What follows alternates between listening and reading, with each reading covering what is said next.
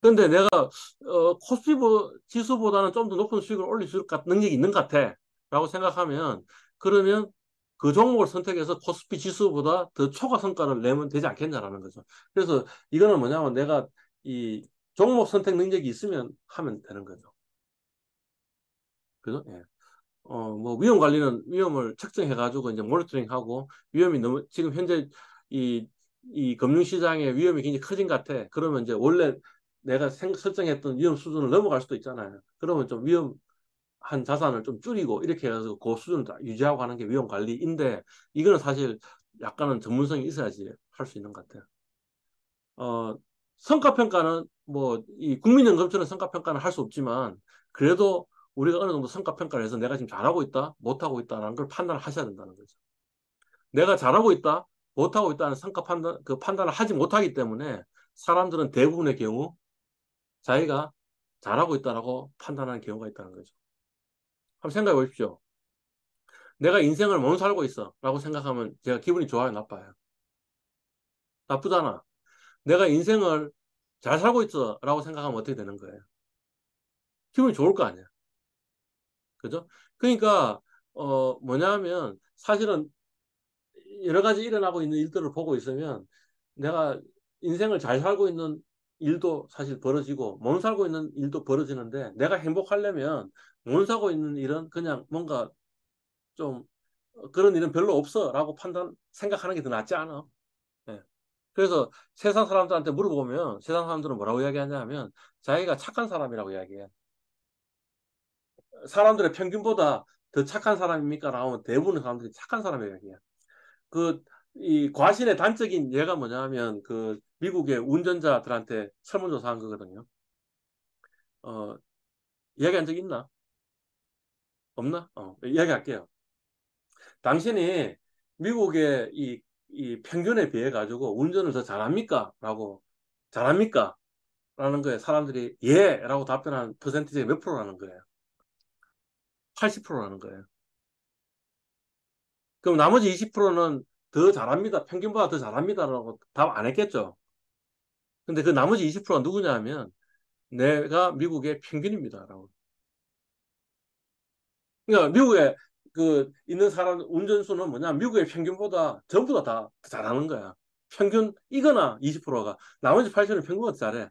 이해 갔어요, 지금 무슨 말인지. 그러니까 엄청난 자기 능력에 과신을 하고 있어요. 예. 그리고 자기 능력에 과신을 하고 있으니까 조금 위험한 운전을 하겠죠. 그러니까 운전사고가 많이 나는 거예요. 이게 똑같아요.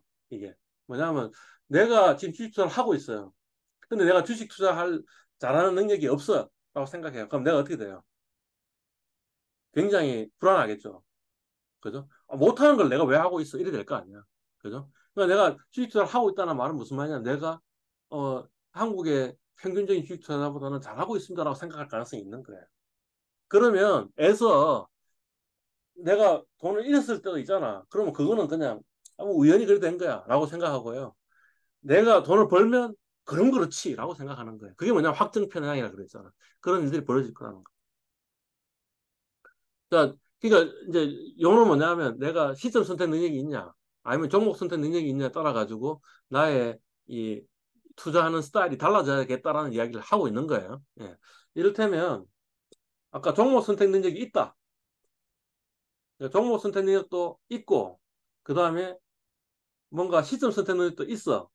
그러면 뭐냐면 저는 종목 선택도 하고 시점 선택도 하고 자산 배분도 하고 세 가지를 다 액티브하게 해야겠죠. 그죠? 근데 만약 종목 선택 능력은 없다. 그다음 시점 선택 능력은 없다. 라고 하면 그냥 자산 배분만 하고 나머지는 패시브하게 해야 된다는 거예요. 그게 이제 돼야 되는데 그러니까 이제 중요한 거는 내 능력이 뭔지를 내 너 자신을 알라 이네요. 그죠? 예. 그래서 이 이야기를 좀 하려고 합니다. 어, 워렌 버핏 자기 사무실에 가보면 사알타자, 이 사람이 테드 윌리엄스라는 사알타자인데 이 사알타자의 포스터가 사무실에 걸려 있대요. 안 가봤으니 잘 모르겠습니다. 예. 근데 이 테드 윌리엄스가 뭐 어떤 사람이냐 하면 메이저리그 최후의 사할타자래요. 1941년에 테드 윌리엄스가 타율이 4할 0푼 6리를 기록했는데 그 이후에는 메이저리그에서 4할 타자는 다시 등장하고 있지 않다고 합니다. 근데 그러면 이제 그 이 테드 윌리엄스가 어떻게 그 이 4할 타자가 됐나라는 게 뭐냐면 이 책이에요. 이 책. The Science of Hitting이라는 이 사람의 일종의 자서전인데 그 자서전에 이렇게 나와 있어요. 뭐라고 나와 있냐면 스트라이크 존을 77개로 나눴대요. 그래가지고 자기가 좋은 타구, 안타를 내는 그 타구들을 분석해 보니까 여기 있는 붉은색이 좋고요. 나머지는 이제 뭔가 타율이 굉장히 나쁜 거예요. 특히 여기 같은 게 회색이잖아요. 그러니까 여기는 스트라이크 존이긴 하지만 여기에 들어오는 공을 치면 자기가 별로 이렇게 타율이 별로 안 좋더라는 사실을 판단한 거예요. 그래서 테드 윌리엄스는 어떻게 했느냐 하면 그냥 여기 스윗스팟 요 부분 요 빨간색하고 오렌지 색깔 요 부분만 노린대요. 요것만 노린대요. 테드 윌리엄스가 요것만 노린다는 사실을 투수들이 알고 있어요. 그러면 그 투수들은 어디에다 던지겠어요? 요 회색에다가 던질 거 아닙니까? 그죠? 그러면 자기는 그냥 스트라이크 아웃 당한대요. 그럼에도 불구하고 요 스위스pad만 치니까 자기가 4할 타자 되더라라는 이야기예요. 그래서 하여튼 이 사람이 명예의 전당에 헌액됐대요. 예. 통산 타율이 3할 4푼 4리래요. 이해 1941년에는 4할 0푼 6인데 뭐 어떨 때는 좀 떨어지기도 하겠죠. 그죠? 예. 그렇게 됐습니다. 그러면서 워렌 버핏이 뭐라고 이야기하냐면 투자는 사실은 테드 윌리엄스가 이 4할 타자가 되는 것보다 훨씬 쉬운 게임이다 라고 이야기하는 거예요. 왜냐하면 삼진 아웃이 없거든요. 투자는.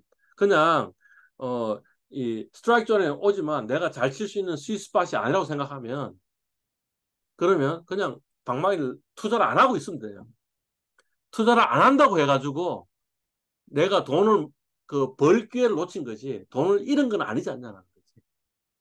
근데 스윗스팟이 아닌 곳을 내가 쳐버리면 그때는 뭐예요?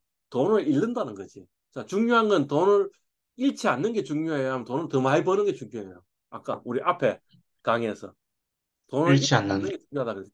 그 이야기 하는 거예요, 지금. 사람들은 각자 자기의 능력 범위가 있다는 거지. 워렌 버핏이 그래서 그걸 뭐라고 표현했냐면 Circle of Competence라고 해서. 그러니까 능력이죠. 컴퓨터 경쟁력이죠. 경쟁력에 어떤 원이 있는데 내 원에 들어오는 것들만 나는 하겠다는 거예요. 그래서 실제 보면 워렌 버핏은 기술주에 투자 안 해요.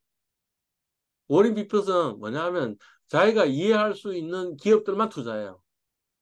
그래서 이 벅셔 해스웨이, 워렌 버핏이 투자하고 있는 그 회사 이름이 벅셔 해스웨이죠. 벅셔 해스웨이의 그 이 분기 보고서, 연간 보고서가 계속 지금 발표되고 있고, 벅셔 해스웨이 홈페이지에 가보시면 이게 쫙 나와 있어요. 나와 있는데 거기 보면 주요 투자하는 기업들이 우리가 흔히 알고 있는 기업이에요. 애플, 뭐 코카콜라, 알죠? 질렛, 질렛가 어떤 회사인지 아세요? 면도기 회사. 면도, 네. 음. 그러니까 그거는 자기가 이 회사의 비즈니스가 뭐 어떻게 돌아가는지 잘 이해하고 있고 잘 이해하는 거에 보니까 이 회사는 계속 돈을 벌 수 있는 회사이고 그러므로 이 회사에 투자한다라는 거예요. 근데 기술주 같은 경우에는 뭐 엄청나게 주가 뭐 지금 엔비디아 어? 그다음에 뭐 그 저 뭐 지금 또 뭐가 많이 올라가지 뭐 애플 말고 애플은 지금 투자한다 그랬으니까 애플 말고 또 뭐 있지 저 마이크로소프트 예. 심지어는 마이크로소프트는 저 빌 게이츠하고 이 워렌 버핏이 굉장히 친해요. 워렌 버핏 자기 재산 거의 대부분을 지금 어디다가 기부했냐면 빌 앤 멜린다 게이츠 재단에다가 기부를 했거든. 그러니까 둘이 굉장히 친한 친구야. 그럼에도 불구하고 마이크로소프트 투자 안 해. 왜냐하면 나는 마이크로소프트나 구글의 비즈니스 모델에 대해서는 이해 못 하겠다는 거지. 나의 서클 오브 컴피턴스 바깥쪽에 있다는 거지. 오케이. 그러니까 그 말 달리 이야기하면 지금 벅시에스웨이가 애플 투자하고 있죠. 애플은 나의 서클 오브 컴피턴스 안에 들어가요. 그러니까 애플은 기술 기업이 아니라는 거예요. 워렌 버핏이 정의하기로는. 기술 기업이 아니고 뭐냐 하면 커머디티 컴퍼니 일반 상품 회사예요. 이 휴대폰 만드는 회사예요. 근데 휴대폰 만드는 비즈니스에 대해서는 내가 이해할 수 있고 이 회사가 돈을 벌 수 있는 구조로 돼 있다고 생각하는 거예요. 그래서 투자하는 거예요. 이게 굉장히 중요한 이야기인 것 같아요. 이야기. 그러니까 내가 잘 알고 있는 회사만 투자하자 이런 거죠. 내가 능력이 있는 것만 하자라는 거죠.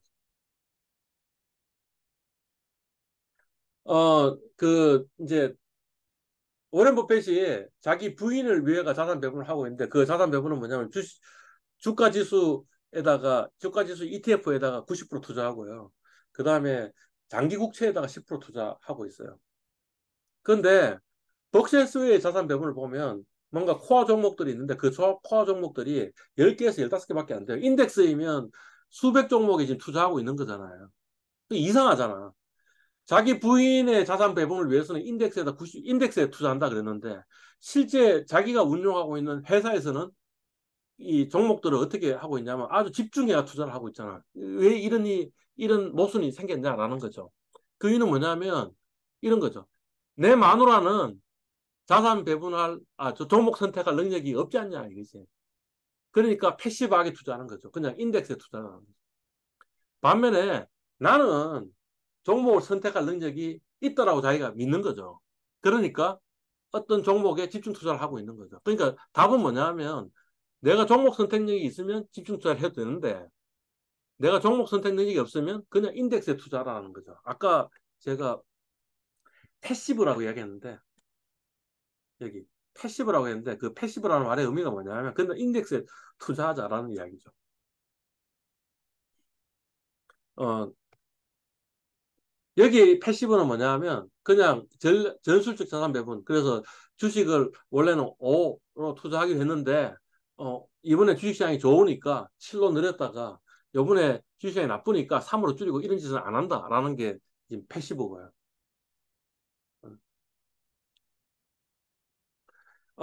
뭐 피터 린치는 혹시 아세요? 누군지? 저명한 투자자라고 알고 있습니다. 그 마젤란 펀드에 한 20년인가 투자했는데 아주 경이적인 투자 수익률을 보이고 그냥 40대 은퇴한 펀드 매니저. 예. 그래서 이 사람도 상당히 뭐 그 대단한 사람이거든요. 예. 근데 피터 린치가 이제 책을 썼어요. 책을 여러 권 썼거든요. 예. 여러 권 책들을 다 볼만해요. 근데 이제 그 중에 어, 저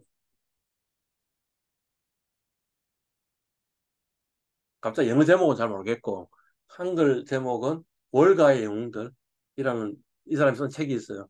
그 책 꼭 한번 읽어볼 만하고요. 그 책에 나와 있는 이야기예요. 주변에서 종목을 찾자. 나의 그러니까 세상 사람들이 자기의 이 영역이 다르지 않냐라는 코어 서클 오브 컴피턴스가 다르지 않냐라는 거죠. 여성 의류에 대해서 가정주부가 더 잘 알까? 아니면 애널리스트가 더 잘 알까라는 거죠. 그러니까 가정주부도 애널리스트보다 훨씬 더 전문성을 가지고 있는 분야가 있는데 그게 뭐냐면 여성 의류다라는 거죠. 그죠? 그러니까 자기 주변의 종목을 찾으면 돼요. 근데 꼭 그렇지는 않아요. 내한테 친숙한 종목에 투자한다고 해서 내가 그게 사실은 잘 알고 서클 오브 컴피턴스가 아닐 수도 있어요. 그게 대표적인 예가 뭐냐면 매년 모의 주식 투자해보면 학생들이 투자하고 있는 상위 종목에 게임주 아니면 엔터주가 들어가 있어요. 왜 그래요? 내가 게임 하고 있잖아. 그러니까 어느 게임이 더 잘 나가는지 알고 있어. 오케이? 내가 맨날 이 엔터를 보고 있는 거 아니야. 걸그룹 노래 보고 보이그룹 보고 있으니까 어느 걸그룹이 지금 뜨고 있고 그래서 JYP가 성공할지 아니면 YG가 선택할지 SM이 성공할지